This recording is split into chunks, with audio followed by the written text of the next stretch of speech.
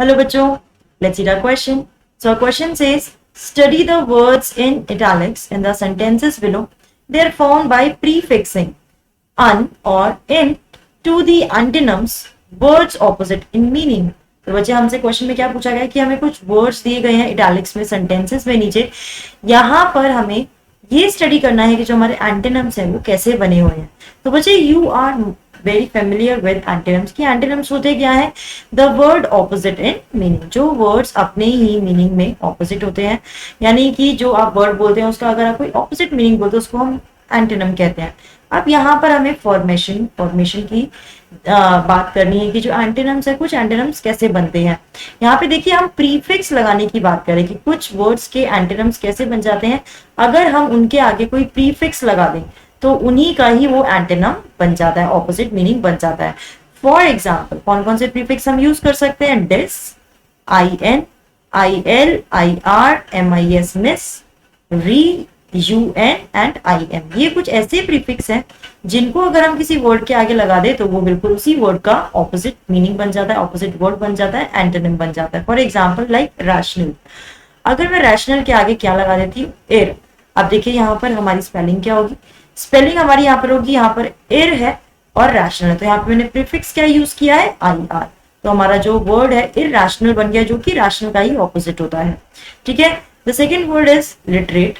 ठीक है, लिटरेट के आगे हम कौन सा प्रीफिक्स लगाते हैं, आई एल, तो हमारा जो मीनिंग बनता है, जो हमारा जो ज्वाइनिंग वर्ड बनता है वो बनता है इलिटरेट। ठीक है, जो कि लिटरेट का बिल्कुल ऑपोजिट होता है। तो यानी यहाँ पर हम इस एक्सरसाइज में यही बात कर रहे हैं, एंटोनिम्स की बात कर रहे हैं, लेकिन स्पेशली उन एंटोनिम्स की बात कर रहे हैं जो कि प्रीफिक्स की हेल्प से बनते हैं। अब चलिए अपने सेंटेंसेस समझते हैं। I was a short boy with rather undistinguished looks. अब देखिए यहाँ पे बच्चे, यहाँ पर प्रीफिक्स है आपका अन। ठीक है, तो अनडिस्टिंग्विश्ड इस तरीके से बना है आपका।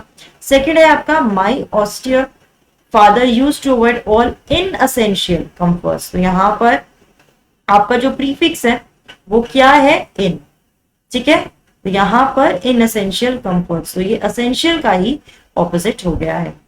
The area was completely unaffected, तो बच्चे अनअफेक्टेड कैसे बना है, अन प्लस अफेक्टेड, राइट। तो यहाँ पर हमारा प्रीफिक्स क्या यूज हुआ है, अन, और ये बिल्कुल ऑपोजिट है किसका, अनअफेक्टेड, यानी कि अफेक्टेड का ही उल्टा क्या बोलते हैं हम, unaffected. He should not spread the poison of social inequality and communal intolerance। यहाँ पर बच्चे आपके जो प्रीफिक्स हैं वो इन है, इक्वालिटी का उल्टा इनइक्वालिटी बन जाता है, टॉलरेंस का उल्टा यानी कि उसका ऑपोजिट क्या बन जाता है, इंटॉलरेंस। अब हमें क्या करना है, now form the opposites of the words below by prefixing un in। the prefix in can also have the forms of il, ir और m, यानी यहाँ पर क्या बोल रहे हैं कि आपको प्रीफिक्स का यूज करना है, प्रीफिक्स का यूज करना है इन वर्ड्स को फॉर्म करने में। ठीक है, तो चलिए पहला वर्ड हमारा था एडिक्वेट, यानी काफी होना, तो इसका ऑपोजिट क्या हो सकता है बच्चे, इनएडिक्वेट, यानी हमने यहाँ पे इनको ऐड करके इनएडिक्वेट बना लिया। फिर है हमारा डिमांडिंग, तो अगर हमें डिमांडिंग ऑपोजिट बनाना है तो हम कौन सा प्रीफिक्स लगाएंगे, अनडिमांडिंग होता है। पेट्रियोटिक, पेट्रियोटिक मीन्स इसका ऑपोजिट क्या होगा, अनपेट्रियोटिक। ठीक है, लॉजिकल, इलॉजिकल, यहाँ पर आपका जो प्रीफिक्स है वो इलॉजिकल लगा है। एक्सेप्टेबल, अनएक्सेप्टेबल, एक्टिव, इनएक्टिव, ये तो हमने बहुत सुना है कि यू आर इनएक्टिव टुडे। ठीक है, तो एक्टिव को ऑपोजिट अगर हमें बनाना है तो हम इन जोड़ सकते हैं, प्रीफिक्स लगा सकते हैं। डिस्प्यूटेड, अनडिस्प्यूटेड, हमारा जो यू एन है वो आपका इसमें लग चुका है, और डिस्प्यूटेड का ऑपोजिट क्या हो जाता है, undisputed. Legal, illegal, regular, irregular. True भी कैसे बनता है आपका, इसका opposite untrue, U N prefix लगा के। Accessible, accessible sorry, inaccessible, responsible, irresponsible, tolerant, intolerant, ये हमने बिल्कुल डिस्कस किया है। ठीक है, परमानेंट, इम्परमानेंट, अगर आपको परमानेंट का उल्टा बनाना है तो आप इम्परमानेंट प्रीफिक्स लगाएंगे।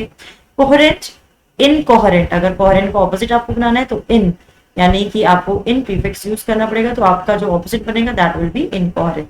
पॉसिबल, इम्पॉसिबल, ये हम बहुत यूज करते हैं कि पॉसिबल के आगे अगर आप आई एम लगा देते हैं तो उसका प्रीफिक्स सॉरी उसका ऑपोजिट बन जाता है। ठीक है, तो बच्चों I hope you have understood the answers, you have understood all the opposites words, how to make opposite word of some words by using prefixes. Okay, तो बच्चों, I hope you understood the whole exercise. All the best.